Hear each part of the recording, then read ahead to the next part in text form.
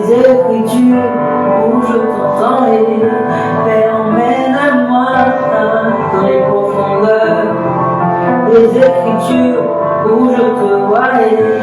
Père, emmène-moi dans les profondeurs des écritures où je t'entendrai, où je t'entendrai, où je t'entends, où je t'entends et où je t'entends. Père, où je te vois et où je te vois, où je te vois et où je te vois. Papa, emmène-moi dans les profondeurs des écritures où je te voyais. Emmène-moi dans les profondeurs des écritures où je te voyais. J'aimerais ouvrir ma Bible pendant mes temps d'études et j'aimerais te voir, oui, dans ces profondeurs. Et emmène-moi dans ces profondeurs des écritures où je te vois et je te vois et où je te vois, je te vois et où je te vois, Yahweh, je te vois et où je te vois, je te vois et dans ce jardin d'Éden où tout est parfait, avec Noé, avec cette confiance, avec Moïse qui est toujours à l'écoute, avec Abraham rempli de foi, avec Noé qui a dû attendre de te faire confiance, qui a dû attendre de te faire confiance, qui a dû attendre de te faire confiance.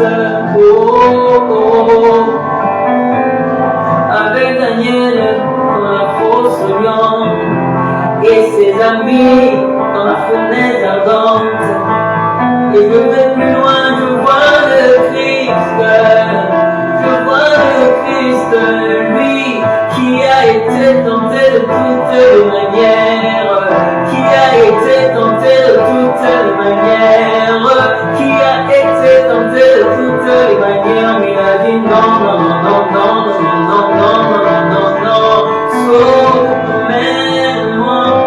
dans les profondeurs des écritures où je te vois et emmène-moi dans les profondeurs des écritures où je t'entends et où je t'entends et où je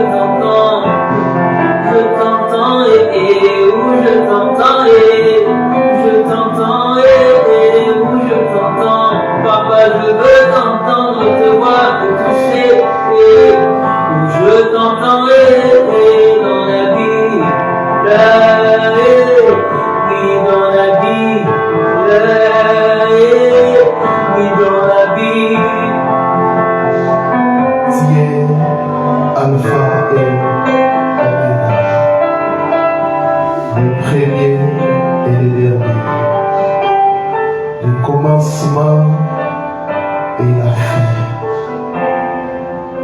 Sois élevé, Père. Merci pour ta grâce. Merci pour ton onction, Seigneur. Nous désirons plus, Seigneur. Merci. Merci, Abba, pour ta présence. Merci, Seigneur.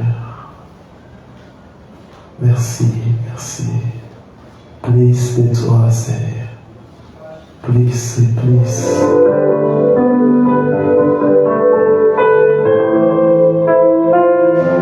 Rosé encore. Plus le discernement de ta voix, de ta volonté, et au choix plus de toi.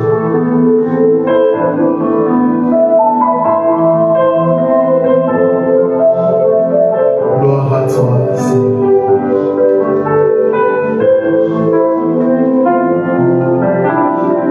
Gloire à toi.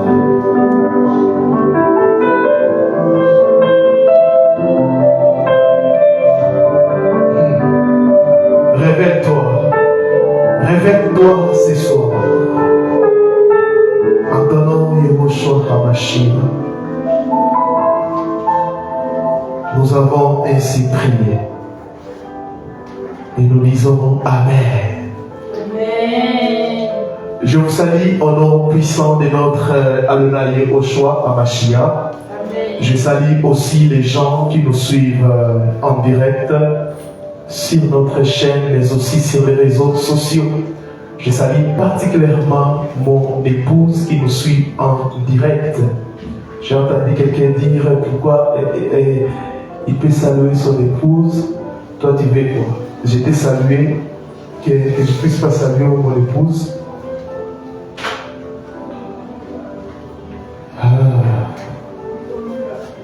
Gloire au Seigneur. Bienvenue dans notre réunion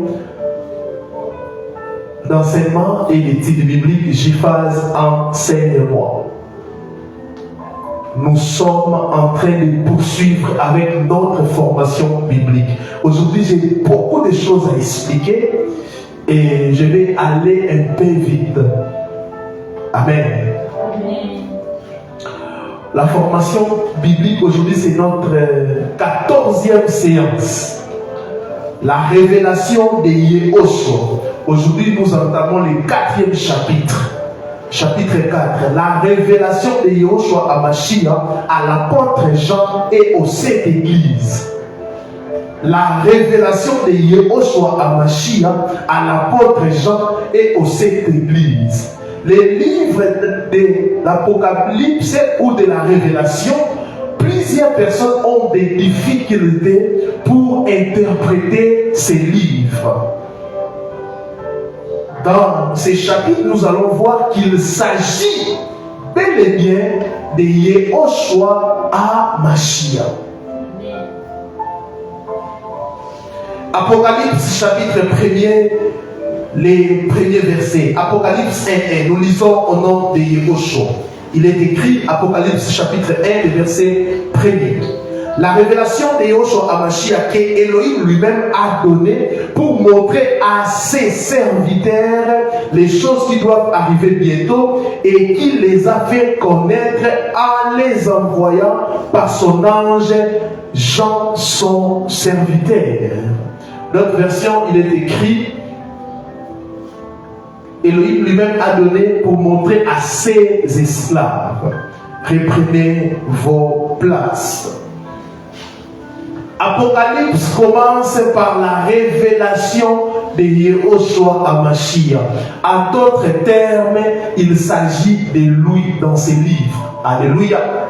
Cette révélation a été donnée par Elohim lui-même à ses serviteurs. Donc c'est Elohim lui-même, c'est Dieu lui-même qui donne à ses serviteurs, à ses esclaves, toute révélation qui n'a pas pour source Elohim, ça vient du diable, de l'ennemi.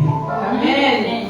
Écoutez, les pronoms personnels lui dans ces passages, ces pronoms personnels là lui dans ces passages viennent du grec autos, qui veut dire lui-même ou elle-même ou eux-mêmes, il ou elle, les mêmes.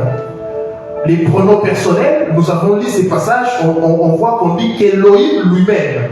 Ces pronoms personnels, les pronoms personnels lui dans ces passages viennent du grec autos, qui veut dire lui-même, elle-même, eux-mêmes, il ou elle, ou les mêmes. Il est clair que Yehoshua HaMashiach n'a pas reçu la révélation sur lui-même de quelqu'un d'autre. Oh, je le répète. Il est clair que Yehoshua HaMashiach n'a pas reçu la révélation sur lui-même, mais de quelqu'un d'autre. Il est Elohim et en tant que tel, il connaît toutes choses. Amen. Mes frères, mes sœurs, le dernier livre de la Bible, l'Apocalypse, c'est dit apocalypsis en grec et vient du verbe apocalypto. Apocalypsis en grec et vient du verbe apocalypto qui signifie action de dévoiler, de mettre à nu. Vient du grec apocalypsis. Apocalypsis. Et vient du verbe, de quel verbe? Mais plutôt apocalypto, qui signifie action de dévoiler, de mettre à nu. Les Grecs utilisaient ces verbes pour parler du dévoilement d'une œuvre d'art. Vous voyez ça? Quand il y a des expositions, souvent on ouvre l'œuvre d'art. Et les Grecs utilisaient ces verbes pour parler du dévoilement d'une œuvre d'art. Lorsqu'un sculpteur avait caché son œuvre, il la couvrait d'un voile jusqu'au jour de l'inauguration. Plusieurs personnes étaient alors conviées pour contempler son travail et les sculpteurs ôtaient le voile devant tout le monde afin que son œuvre puisse être admirée de tous. C'est ce qui s'est passé.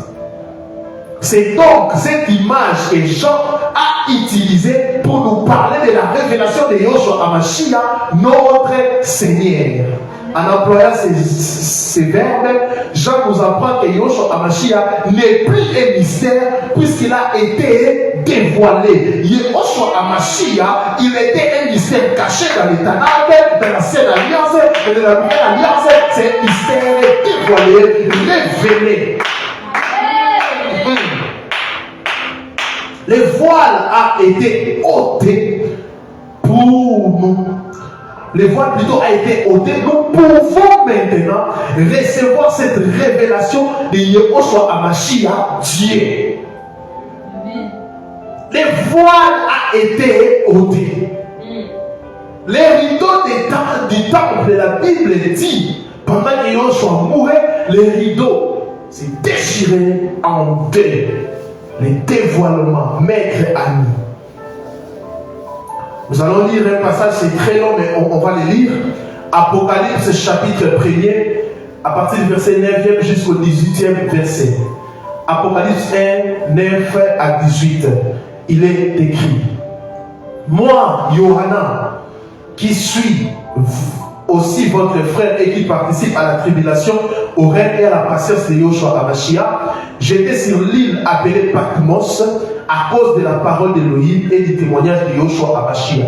J'ai fui ravi à l'esprit. Vous voyez ici, Jean ne décide pas de sortir de son corps. Ici, c'est le sujet qui subit l'action. J'ai fui ravi à l'esprit. Les gens qui prêchent le message de sortir du corps, ce sont des occultistes, des démons. Je l'ai dit. Je fus ravi à l'esprit au jour du Seigneur et j'entendis derrière moi une voix forte comme le son d'une trompette qui disait: je suis l'alpha et l'oméga, le premier et le dernier. Écris dans les livres ce que tu vois et envoie-les aux 7 églises qui sont en Asie, à savoir à Éphèse, consorts, tout ça, et Philadelphie, l'Odyssée. Alors, j'aimerais tourner pour voir celui dont la voix m'avait parlé, souligner ces choses, et après m'être retourné, j'ai vu 7 chandeliers d'or, premièrement 7 chandeliers d'or, et au milieu des 7 chandeliers d'or, quelqu'un qui ressemblait à un fils d'humain ou d'homme, vêtu d'une longue robe, souligner les vêtements, et ayant une ceinture d'or sur sa poitrine, on va expliquer ces choses. Sa tête et ses cheveux étaient blancs, soulignés, comme de la laine blanche et comme de la neige. Et ses yeux étaient comme une flamme de feu, souligné la couleur de ses yeux. Ses pieds étaient semblables à des lérins ardents. Ses pieds, comme s'ils avaient été embrasés dans une fournaise. Et sa voix était comme le bruit des grandes eaux. Et il avait dans sa main droite 7 étoiles, et sa bouche sortait une épée aiguë à des tranchants, et son visage était semblable au soleil lorsqu'il brille dans sa force. Quand je l'ai vu, j'ai tombé à ses pieds, comme mort, et il mit sa main droite sur moi en me disant: ne crains pas, je suis le premier et le dernier. Et j'ai vu. J'étais mort et voici, Je suis vivant au siècle des siècles. Amen. Et je tiens les clés des Hadès et de la mort. Amen. Vous savez, pour des gens qui n'ont pas encore vécu des expériences, des apparitions du Seigneur, ne peuvent pas comprendre ce que Jean a vécu. Oh Seigneur. L'apôtre Jean était les disciples les plus proches du Seigneur lorsqu'il était sur la terre. Or, écoutez, d'après ce qu'il relate dans les livres d'Apocalypse, Jean a rencontré quelqu'un qui lui a premièrement paru comme un étranger. Jean qui connaissait le Seigneur, Jean qui dormait même sur la pratique du Seigneur, mais ici, il voit le Seigneur dans sa gloire, mais Jean n'arrive pas à reconnaître le Seigneur. C'est pour cela que Paul est en train de dire, les gens l'ont vu physiquement, mais maintenant, nous les voyons dans sa gloire. Yehoshua qui marchait à Israël n'est pas le même Yehoshua qui est assis à la droite d'Élohim le Père. En effet, il n'a pas reconnu la voix qui lui parlait, car c'était la première fois qu'il l'attendait. Il avait autrefois connu Yehoshua Hamashiach homme, mais cette fois-ci, il avait la révélation de Yehoshua Hamashiach Elohim, de Yehoshua Hamashiach Dieu. Amen. Amen. Allons en profondeur. Les premiers points du chapitre 5e. La révélation de l'apparence physique de Yehoshua Hamashiach à l'apôtre Jean.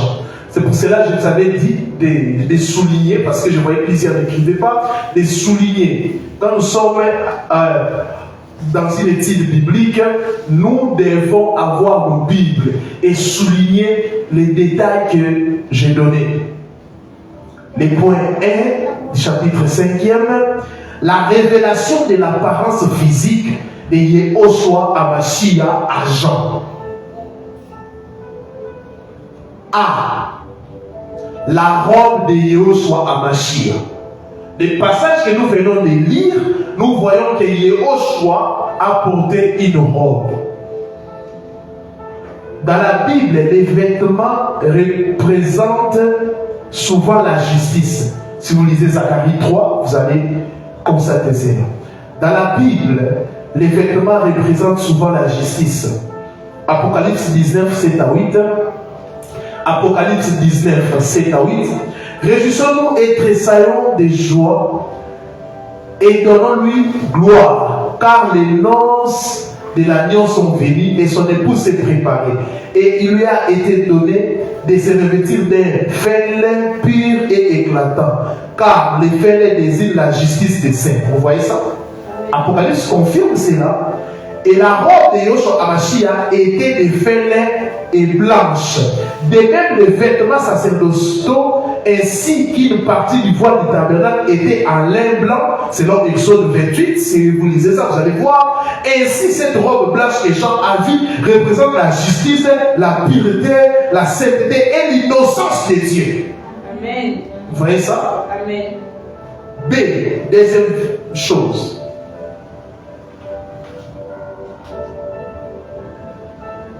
Je répète, la robe de Yehoshua Hamashiach était de fêlin et blanche. De même, les vêtements sacerdotaux, ainsi qu'une partie du voile du tabernacle était en fêlin blanc, selon Exode 28.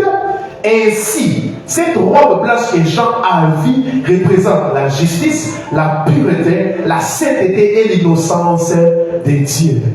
Le point B. On a parlé encore de quoi? Hormis la robe.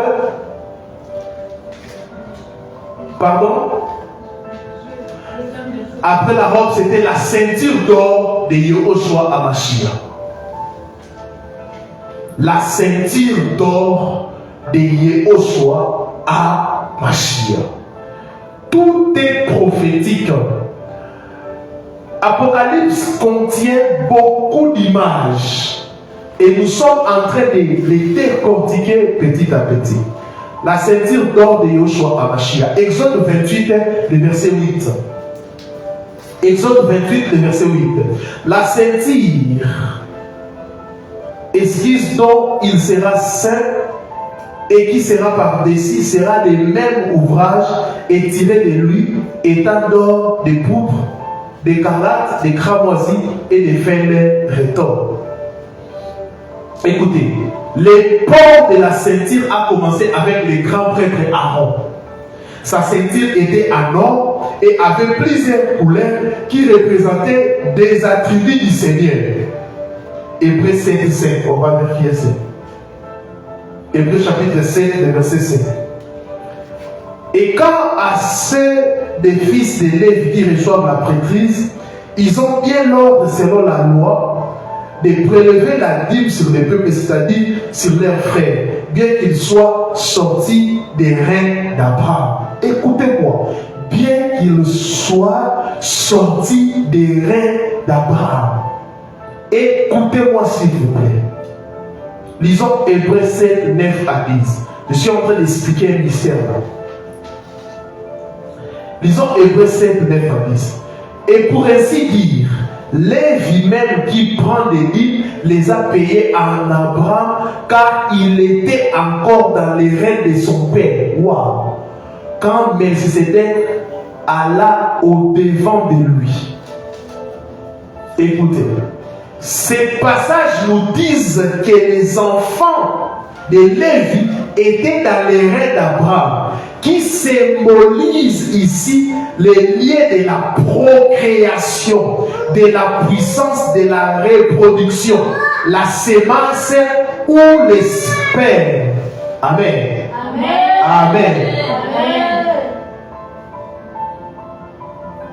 Éphésiens 6, 14. Soyez donc fermes, ayant avoué la vérité pour ceinture. Éphésiens 6, 14. La ceinture de l'agneau représente la vérité qui soutient toutes choses, quand alors il symbolise la divinité. La vérité doit être à l'intérieur du chrétien qui veut résister à Satan. Cette vérité ne doit pas être une connaissance intellectuelle, mais doit produire la vie, une vie sainte. Ainsi, quand il disait aux apôtres que les princes de ce monde viennent, mais qu'il n'a rien en lui, Jean 14, 30, il voulait dire qu'il se distingue du diable par les attributs qui lui sont propres. La vérité, la pureté, la sainteté et la justice. C'est les cheveux de Yehoshua Hamashiach. Les cheveux de Yehoshua Hamashiach. Proverbe 16, le verset 31. Proverbe 16, 31.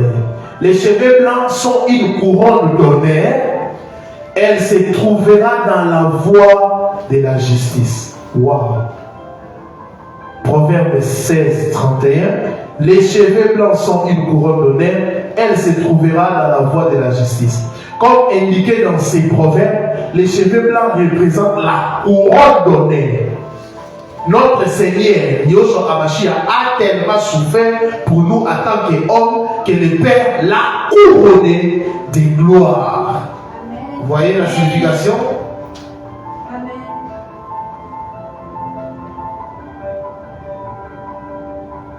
Donc c'est l'honneur. Hébreux chapitre 2, 6 à 9. Hébreux 2, 6 à 9. Écoutez. Et quelqu'un a rendu ce témoignage quelque part en disant: qu'est-ce que l'homme pour que tu te souviennes de lui, ou le fils de l'homme pour que tu le visites? Tu l'as fait un peu moindre que les anges, tu l'as couronné de gloire et d'honneur, et l'a établi sur les œuvres de tes mains. Vous voyez, couronne d'honneur. Il y a des gens qui ont chanté que Elohim a été servi là qu'on appelle sagesse. Là, c'est selon le monde, ce n'est pas biblique.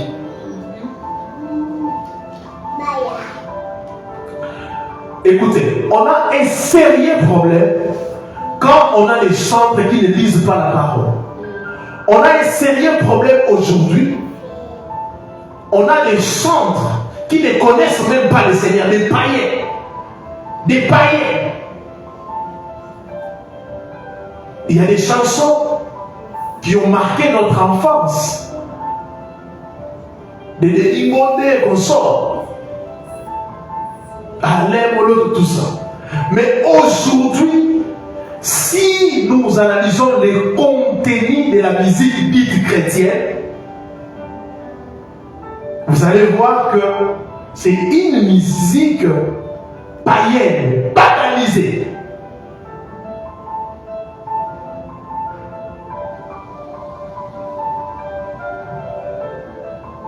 Oh Seigneur,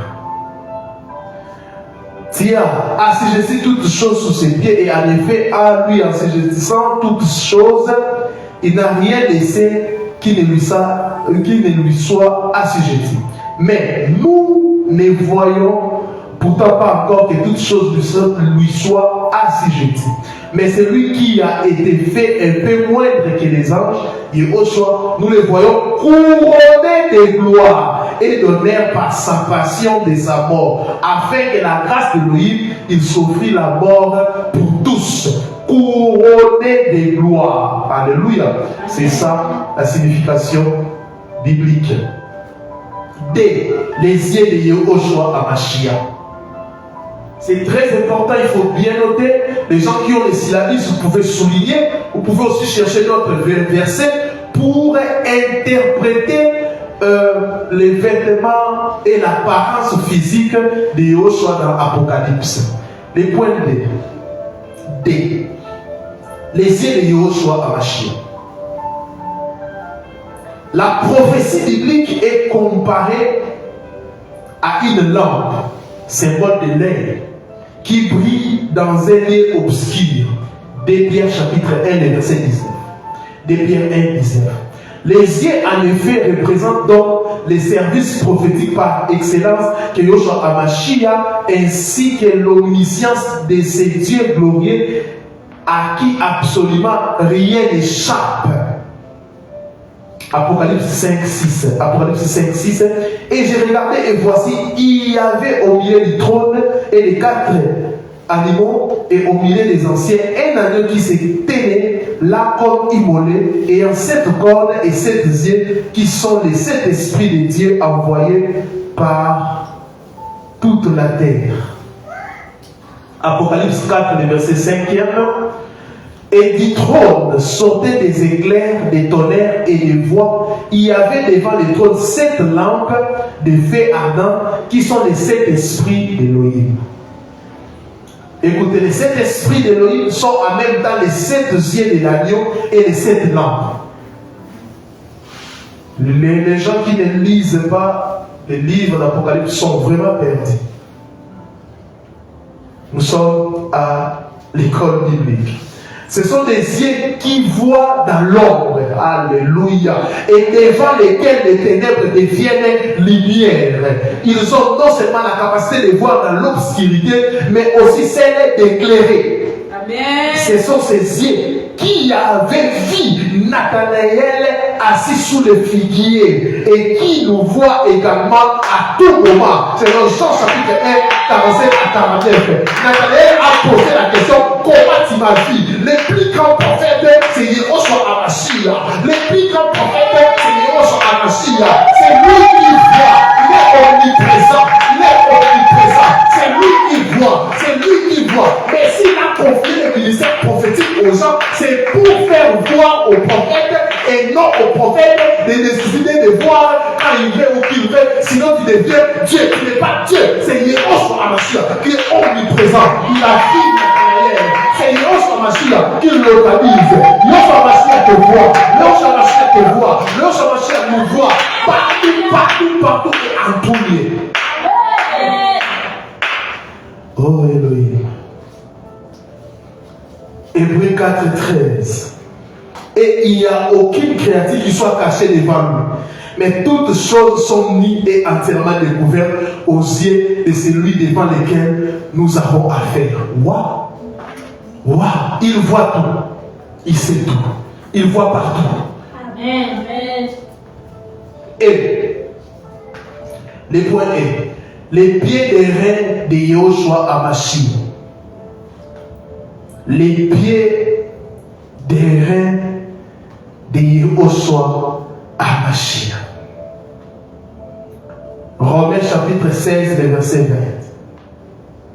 Romains 16, 20. L'étier d'épée brisera bientôt Satan sous vos pieds. Que la grâce de notre Seigneur Yehoshua HaMashiach soit avec vous, sous vos pieds. 1 Corinthiens 15, 27. 1 Corinthiens 15, 27. Car Elohim a assujetti toutes choses sous ses pieds. Les pieds de qui? De Yehoshua. Or, quand il est dit que toutes choses lui sont assujetties, il est évident que c'est lui qui lui a assujetti toutes choses est exempté. Écoutez, les pieds représentent la domination, la suprématie du Fils sur toute la création. Je le répète, les pieds représentent la domination, la suprématie du Fils sur toute la création. Ce sont ces pieds qui se poseront sur les monts des Oliviers lors de son retour visible et qui seront des instruments de jugement d'Élohim selon Zacharie 14, 3. Un jour, j'ai prié dans une retraite. J'ai senti les pieds du Seigneur marcher dans la maison. Waouh! Quelle autorité, quelle domination, quelle suprématie. C'est aussi avec ses pieds que Yehoshua HaMashiach écrasera la tête du serpent ancien qui est Satan. Amen. Alléluia. La domination. C'est pour cela que Jean ne pouvait pas comprendre. Il voyait Yehoshua marcher en Israël, mais il ne sentait pas la domination. Mais quand il a vu ces choses, monte ici, Jean a vu les pieds des reins de Yehoshua HaMashiach. La domination. Il écrasera Satan. Il écrasera sa tête. Apocalypse 19, 15. Il foulera la cuve du vin, de l'indignation et de la colère du Dieu Tout-Puissant. Genèse 3, 15. Waouh, écoutez la prophétie. Et je mettrai une inimitié entre toi et ta femme, et entre ta postérité et sa postérité. Celle-ci t'écrasera la tête, et tu lui écraseras les talons. L'autorité de Yehoshua. Dans la Bible, les reins représentent les jugements. Les pieds des reins renforcent donc les poids du jugement divin. Nombre 21, 6 à 9. Nombre chapitre 21, 6 à 9. Et Yahweh envoya contre les peuples des serpents brillants qui mordaient les peuples, tellement qu'il en mourit un grand nombre en Israël. Alors le peuple vint vers Moïse et dit: nous avons péché, car nous avons parlé contre Yahweh et contre toi. Invoque Yahweh afin qu'il éloigne de nous les serpents. Et Moïse pria pour le peuple. Et Yahweh dit à Moïse: fais-toi un serpent brillant et mets sur une perche. Quiconque aura été mordu et regardera conservera la vie. Moïse fit un serpent des reins et le mit sur une perche. Quiconque avait été mordu par un serpent et regardait le serpent des reins conservait la vie. F. La voix de Yehoshua HaMashiach est la voix du Dieu d'Israël. La voix de Yehoshua HaMashiach, cette voix est la voix du Dieu d'Israël. On va le voir. Écoutez, Jean décrit la voix du Seigneur Yehoshua HaMashiach comme étant semblable au bruit des grandes eaux. Répétez ça, au bruit des grandes eaux. Au bruit des grandes eaux. Écrivez cela en commentaire parce que je vais expliquer une vérité. Selon Apocalypse 1,15. Bien des siècles avant Jean, Ézéchiel avait entendu la voix de Yahvé. C'est pour cela, le jour-là, que j'étais en train de composer cet enseignement. J'étais au salon, j'ai crié waouh, Adonai Yehoshua. J'ai dit aux gens qui étaient avec moi que Ézéchiel n'a jamais rencontré Jean, mais ils ont dit la même chose.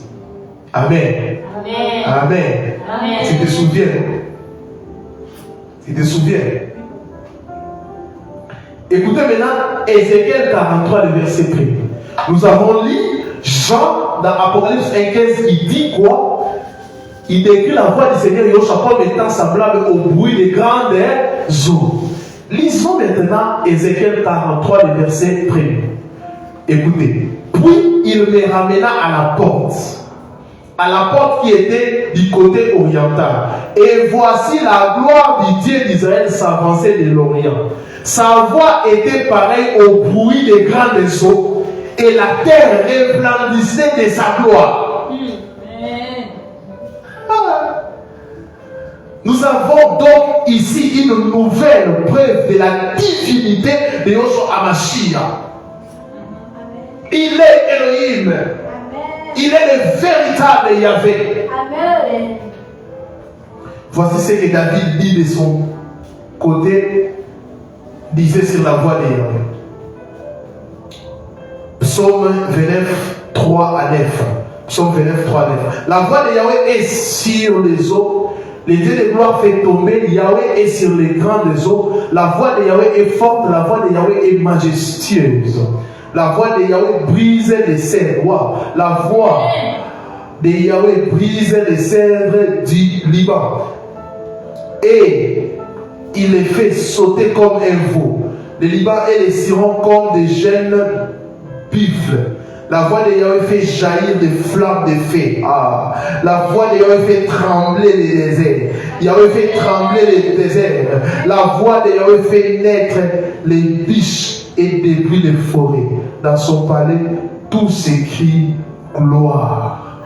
Amen. Les eaux dans la Bible représentent la parole. Ézéchiel 36, je pense, le verset 25. Ézéchiel 36, 25. Les autres dans la Bible représentent la parole, les Saint-Esprit aussi. Selon Jean 7, 37 à 39. Jean 7, 37 à 39. Mais aussi les nations, selon Apocalypse 17, 15. On va lire ça, Apocalypse 17, 15. Puis il me dit, les eaux que tu as vues et sur lesquelles la prostituée est assise sont des peuples, des nations et des langues. Je le répète, les eaux dans la Bible représentent la parole, les Saint-Esprit, mais aussi les nations, selon Apocalypse 17, 15. Lorsque Yahushua HaMashiach parle, toute la création obéit à sa voix et les nations sont ébranlées. Je le répète, lorsque Yahushua HaMashiach parle, toute la création obéit à sa voix et les nations sont ébranlées. Il parle dans toutes les langues. Chaque peuple, chaque tribu, chaque nation écoute sa voix. Amen.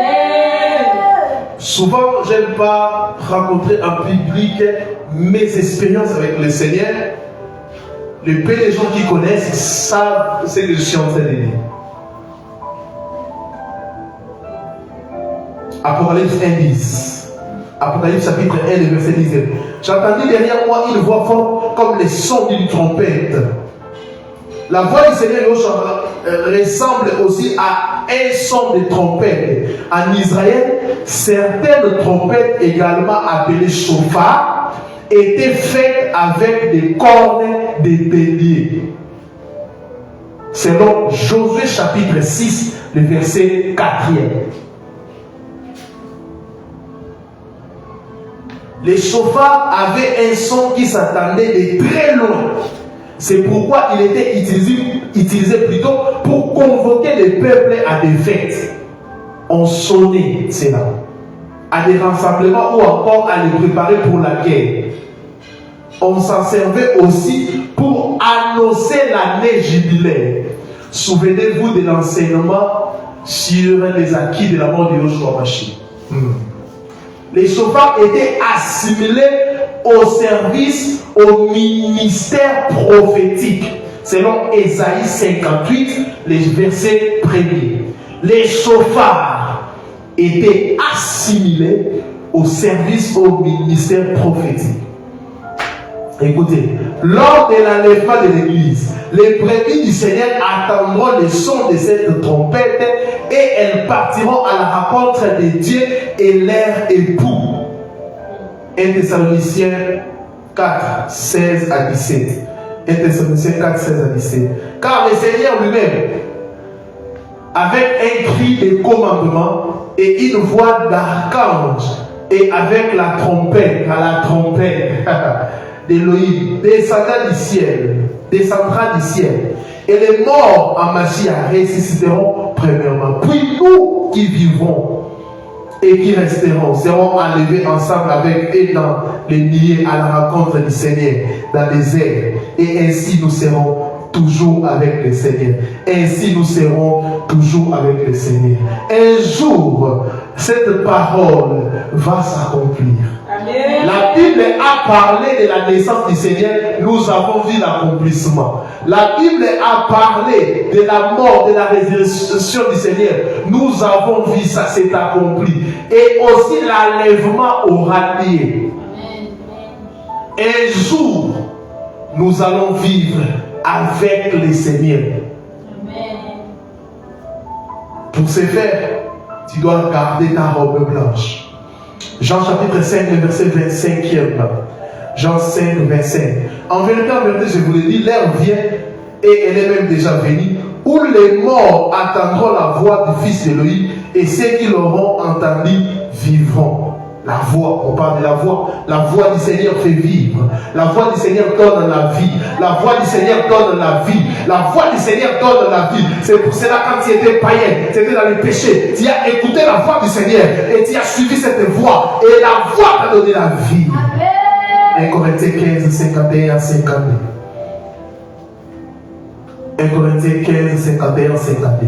Voici, je vous dis un mystère. Nous ne dormions pas tous, mais tous nous serons changés en un instant, en un clin d'œil, à la dernière trompette. Car la trompette sonnera et les morts ressusciteront incorruptibles, et nous serons changés.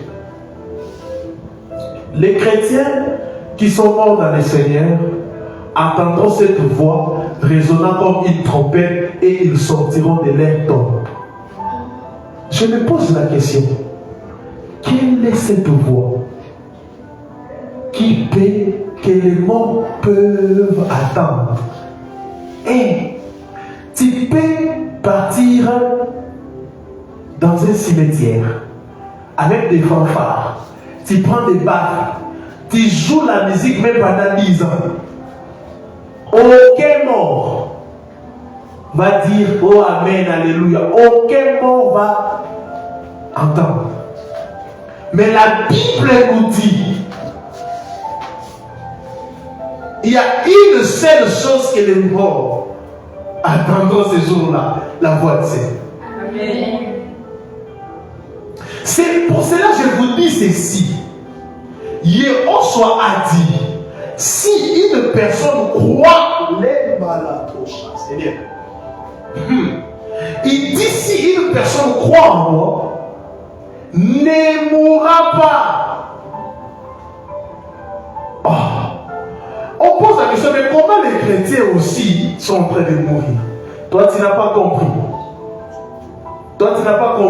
C'est pour cela que Paul est en train de dire, pour ceux qui sont en train de dormir, Yehoshua Mashiach, on l'a invité dans une maison. Qu'est-ce qu'il a dit? La fille est en train de dormir.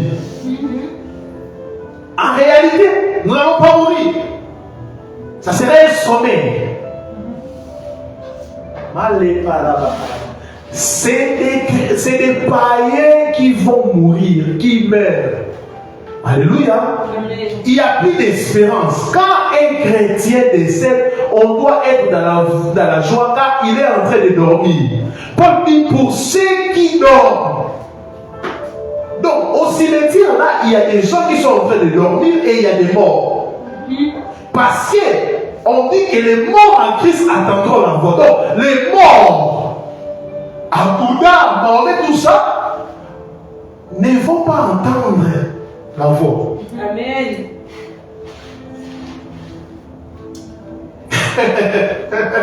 Est-ce que quelqu'un comprend? Amen. Ne peut attendre la voix du Seigneur que celui qui dort.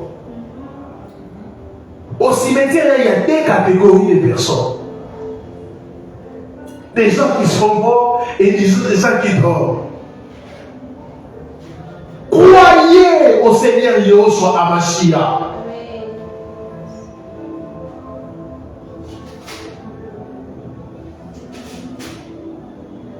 Les chrétiens qui sont morts dans le Seigneur entendront cette voix résonnant comme une trompette et ils sortiront de leur tombe. Cette voix que Lazare a entendue lorsque Yahushua l'appela alors qu'il était enseveli depuis plus de 3 jours. Lui-même il a dit que notre ami Lazare dort. Le point G. L'épée qui sort de la bouche de Yahushua Hamashiach. L'épée qui sort de la bouche de Yahushua Hamashiach. Ephésiens chapitre 6, le verset 17.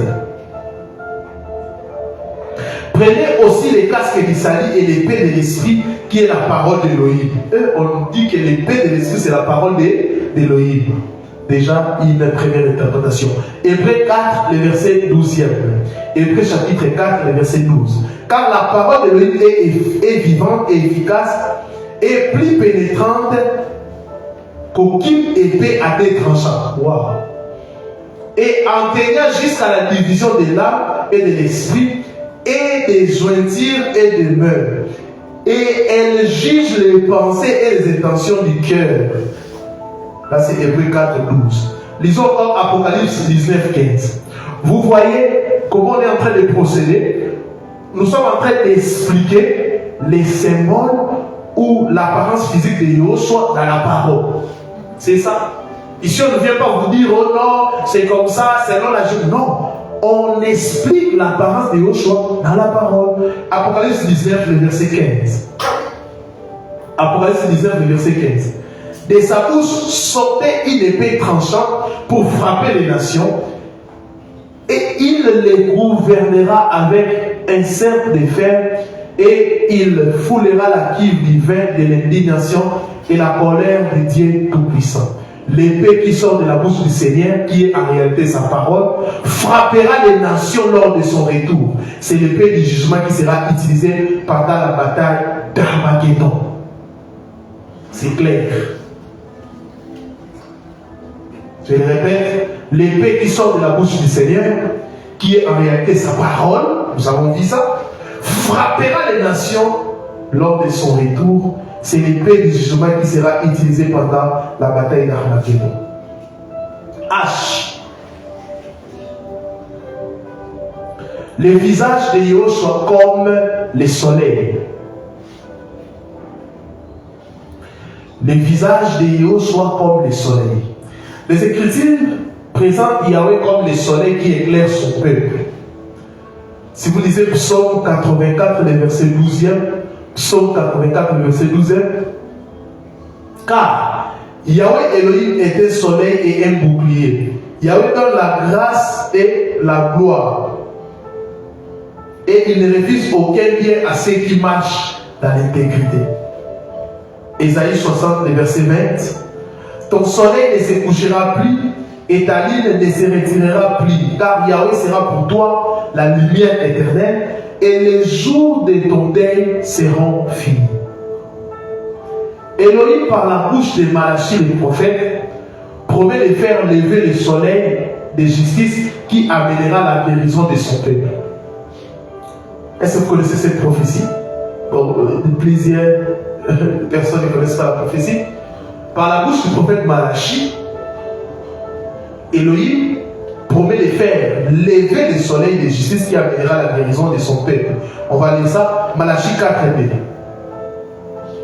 Malachi chapitre 4, verset 2. Mais pour vous qui craignez mon nom, s'élèvera le soleil de justice et la guérison sera sous ses ailes. Écoutez, la guérison sera sous ses ailes. Vous sortirez et bondirez comme les veaux d'une étable. Ce soleil a des ailes comme un oiseau qui, une fois déployé, protège ceux qui craignent Dieu de tout danger. Zacharie, le père de Jean-Baptiste, a déclaré que Yahweh, le soleil levant, soleil de l'Est ou de l'Orient, s'est incarné à la personne de Yeshua Mashiach, homme, afin de nous libérer. Luc 1,78, écoutez, Luc 1,78, car aux entrailles de la miséricorde de notre Dieu, en vertu de laquelle le soleil levant nous a visités d'en haut. Il est le soleil levant promis. Les mages déclarèrent à Hérode avoir vu en Orient l'étoile du roi juif. Matthieu 2, 1 à 2. Vous voyez ça? En Orient. Yoshua étant né à Bethléem, ville de Juda, au temps du roi Hérode, voici les mages d'Orient arrivèrent à Jérusalem en disant: où est le roi des Juifs qui vient de naître? Quand nous avons vu son étoile en Orient. Et nous sommes venus l'adorer. Je crois que vous n'avez pas compris une chose.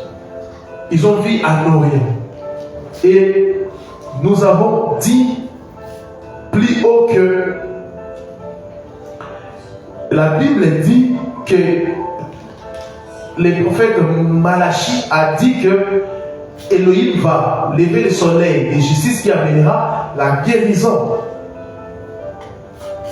à son peuple. Et Zacharie a déclaré quoi? Le soleil levant. Le soleil levant veut dire le soleil de l'Est ou de l'Orient. Et les rois mages ont vu l'étoile au niveau de quoi? Ou de l'Orient. Tout est prophétique dans la parole. Ne lisez pas la Bible avec votre intelligence, vous allez devenir fou. Hormis l'intelligence, ajoutez le Saint-Esprit. C'est Yahweh le soleil dont il est question dans Psaume 8-12, qui est descendu sous la forme de Yeshua Mashiach pour nous éclairer, nous libérer et nous sauver. Après sa chute, Adam ayant perdu la gloire d'Elohim, s'est caché loin de la face du Seigneur. Il ne pouvait plus supporter ses visages qui brillent plus que le soleil. Genèse 3:8, on a vu comment Adam et sa femme se cachèrent loin de la face d'Yahweh. Écoutez maintenant un passage qui encore confirme ce que je suis en train de dire. Matthieu chapitre 17, les 2 premiers versets. Matthieu 17, 1 à 2. On va lire ça. Écoutez. 6 jours après, Yeshua prit Pierre, Jacques et Jean, son frère, et les conduisit à l'écart sur une haute montagne. Et il fit transpirer à leur présence. Écoutez, son visage resplendit comme le soleil, et ses vêtements devinrent blancs comme la lumière. Acte 26, le verset 13. En plein midi, ô roi, j'ai vu en chemin resplendir autour de moi et de mes compagnons une lumière venant du ciel et dont l'éclat surpassait celui du soleil. Alléluia, Yehoshua. 2 Corinthiens 4, 6. Car Elohim, 2 Corinthiens 4, 6. Car Elohim qui a dit que la lumière resplendisse des ténèbres est celui qui a resplendi dans nos cœurs pour manifester la connaissance de la gloire d'Elohim qui se trouvait en Yehoshua à Mashiach. Écoutez, les disciples Pierre, Jacques, Jean ont pu admirer l'éclat du visage de Yehoshua lors de sa transfiguration. Paul est devenu aveugle pendant 3 jours après avoir vu la face du Seigneur qui resplendit comme le soleil. Le visage de Mashiach représente la gloire d'Elohim que les hommes ne peuvent supporter à cause de son éclat. Moïse avait goûté à cette gloire. En effet, son visage rayonnait à chaque fois qu'il parlait avec Elohim, selon Exode 34. De même, les chrétiens sont appelés à refléter cette gloire tous les jours de leur vie, dans leur service, dans leur foyer, partout où ils se trouvent. Nous devons refléter la gloire de Yehoshua. Moïse avait goûté cette gloire. C'était dans l'ombre. Mais nous l'avons contemplé. Il est à nous. Nous devons refléter cette gloire tous les jours. Amen. 2 Corinthiens 3, 15 à 18. 2 Corinthiens 3, 15 à 18. Mais jusqu'à ce jour, quand on lit Moïse, les voiles demeurent sur leur cœur. Mais quand leur cœur s'est converti au Seigneur, le voile est ôté. Or, le Seigneur est l'Esprit, et là où l'Esprit du Seigneur, là est la liberté. Ainsi, nous tous qui contemplons comme dans un miroir la gloire du Seigneur à visage découvert, nous sommes transformés à la même image, de gloire en gloire, comme par l'Esprit du Seigneur.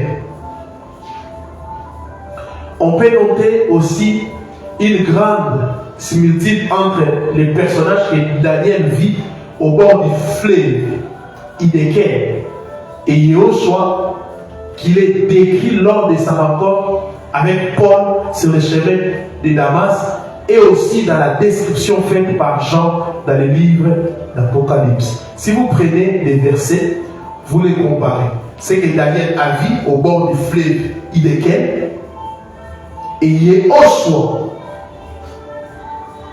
tel qu'il est décrit lors de sa rencontre avec Paul sur le chemin de Damas. Et si vous prenez aussi la description que Jean a faite dans le livre d'Apocalypse, vous allez voir que c'est la même personne. C'est la même personne. Lisons Daniel 10, D à 9. Nous sommes en train de lire des passages car plusieurs personnes viennent aussi dans l'école biblique, dans la formation biblique. Ils sont en train de nous suivre, mais ne lisent pas la parole. C'est vraiment bizarre avec le christianisme d'aujourd'hui. Daniel 10, D à 9. On va lire ça. En ce temps-là, moi, Daniel, je vis dans les deuils pendant 3 semaines entières. Je ne mangeais aucun mets délicat. Il n'entra ni viande ni vin dans ma bouche, et je m'en mis point jusqu'à ces 3 semaines entières soient accomplies. Le 24e jour du premier mois, j'étais au bord du grand fleuve qui est Hiddekel. Je levai les yeux et regardai, et voici, il y avait un homme vêtu de lin et ayant sur les reins une ceinture d'or. Vous écoutez, c'est la même chose. Son corps était comme des chrysolites et son visage brillait comme l'éclair. Ses yeux étaient comme des flammes de feu, ses bras et ses pieds ressemblaient à des lérins polis. Wow. Et les sons de sa voix étaient comme le bruit d'une multitude de gens. Moi, Daniel, je vis seul la vision, et les hommes qui étaient avec moi ne la virent point, comme Paul. Ils voyaient ça seul, mais les gens ne voyaient pas. La révélation du Seigneur et les personnels. Wow. Mais ils firent saisi d'une grande frayeur, et ils s'enfuirent pour se cacher. Je restais seul et je vis cette grande vision. Les forces me manquaient. Wow. Aussi mon visage changeait jusqu'à être tout défait. Et je ne conservais aucune virgule. J'attendais les sons de ses paroles. Et comme j'entendais les sons de ses paroles, j'ai tombé frappé d'endurcissement, la face contre terre. Wow. Si vous lisez aussi l'histoire de Saoul, là, on ne va pas lire, je pense que vous connaissez l'histoire. Actes chapitre 9 et en 7, vous allez voir. Actes 9 et en 7, vous allez voir, c'est vraiment la même personne. Yoshua Mashiach, il est Elohim du Néo-Testamentaire et du Vétéro-Testamentaire. Les personnages que Daniel a rencontrés avaient un visage qui brillait comme l'éclair. Or, Yehoshua apparaît à Paul comme une lumière qui resplendit du ciel comme un éclair. Wow. Quant à Jean, il compare le visage du Seigneur au soleil lorsqu'il brille dans toute sa force. Daniel vit seul la vision, et les hommes qui étaient avec lui ne la virent point, mais ils firent saisir d'une grande frayeur. De même, les hommes qui accompagnaient Paul firent épouvantés, ils attendirent la voix qui parlait, mais ne virent personne. Les personnages racontés par Daniel et Jean ont aussi plusieurs traits physiques communs. On retrouve en effet dans des descriptions les yeux semblables à des flammes, les faits ainsi que les pieds comparés à l'air. Là, c'est la même chose. Dans les deux cas, une ceinture d'or est mentionnée. Daniel décrit la voix qu'il a entendue comme le bruit d'une multitude de gens. Et Jean parle de la voix du Seigneur Yehoshua comme le bruit des grandes eaux. Or, dans la Bible, les eaux sont souvent utilisées comme les symboles de la foule ou des nations. Je l'ai dit quelque part. Seigneur. Notons que lors de leurs rapports respectifs, les trois hommes eurent une attitude similaire.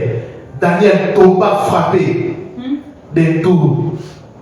Doucement, la face contre terre, Paul tomba par terre et Jean tomba à ses pieds comme mort. Tous ces éléments permettent de conclure que Daniel a vu en vision les mêmes personnages que Paul et Jean, à savoir Yoso Amashia, l'unique et le véritable Elohim. L'unique et le véritable Elohim. L'unique et le véritable Elohim. Daniel l'a vu, Paul l'a vu, et Jean l'a vu. Ce soir, avec ta foi, tu peux aussi le voir. Quand on le voit, il est en train de prier. La peur, il nous paralyse car il est le créateur, il est celui qui domine. Bien-aimés, nous devons respecter cet homme. Bien-aimés, nous devons avoir vraiment de la crainte quand on parle de cet homme. Bien-aimés, nous devons parler de cet homme avec beaucoup de crainte car il est le créateur. Il est le créateur. En dehors de lui, il n'y a point d'autre Elohim. En dehors de lui, il n'y a plus d'autre Elohim. Toi qui doutes de la divinité de Yoshua, je ne sais pas. Je ne sais pas, tu vas douter jusqu'à quand. C'est clair ce soir. C'est vraiment clair. C'est vraiment clair. Dans les Tanakh, il a vu, Daniel l'a vu. Daniel l'a vu. Daniel l'a vu. Paul l'a vu.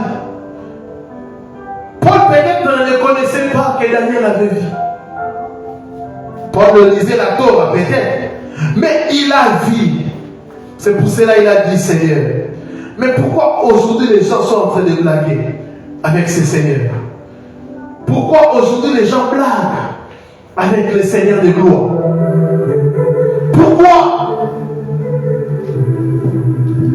Bien-aimés, tout ce que je vous ai dit ce soir,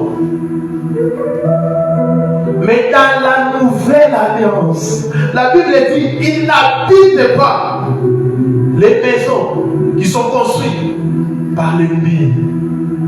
Non. Mais il habite où?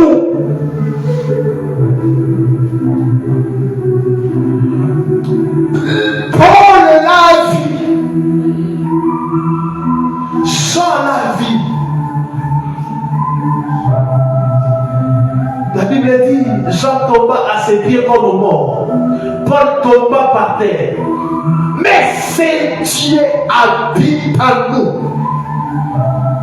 Il vit avec nous. Ce n'est plus toi qui vis. Bien, quand on comprend ces réalités, quand on comprend que le maître est ici pendant que je suis en train de le proclamer,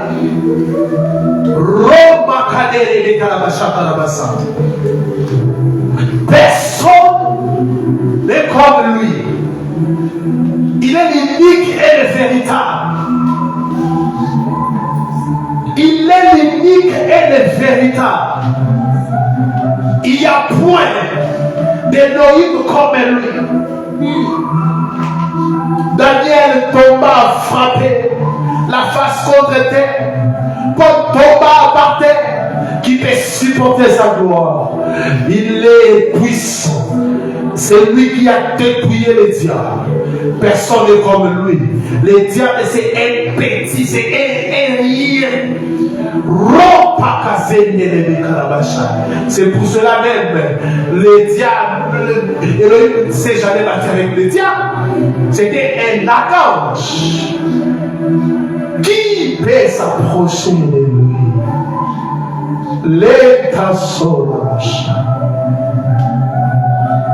Est-ce qu'on peut l'adorer? Il y a une forte gloire dans ces lieux.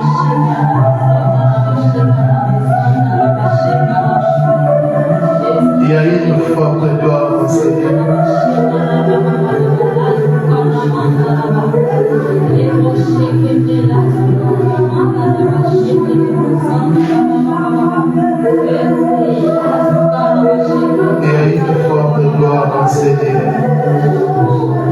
Il y a une forte gloire au Seigneur.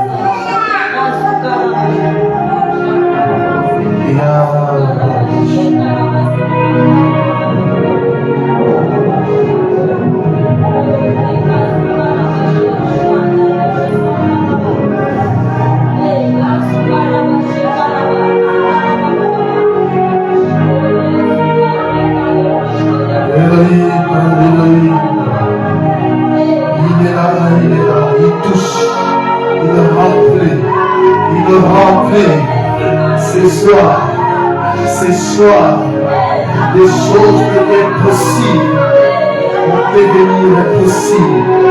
Il est là ce soir. Il est là ce soir. Il est en train de marcher au milieu de nous. Même toi qui nous suis en ligne, même toi qui nous suis en ligne, tu verras sa gloire.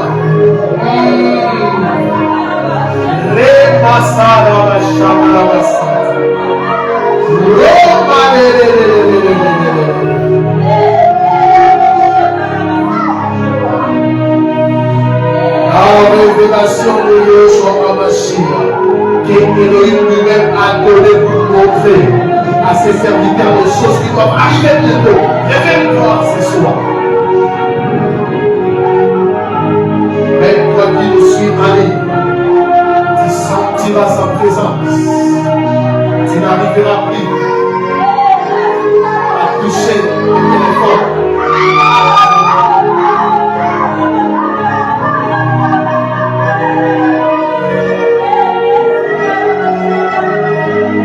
Tu n'arriveras plus, car la gloire est là.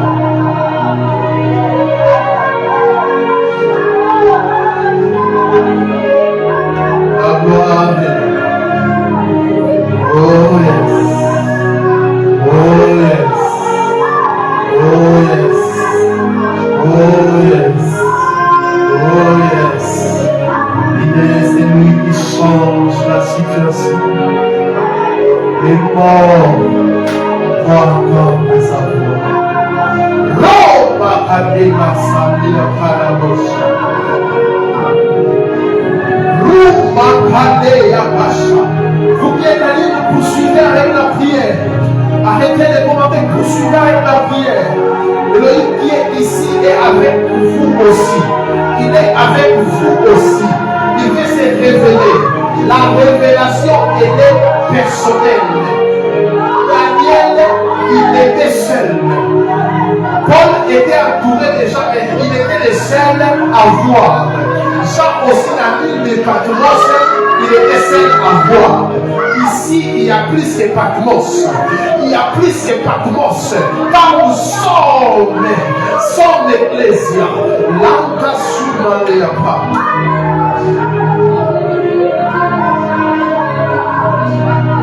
Quelle gloire! Oh, et la masse de la chambre.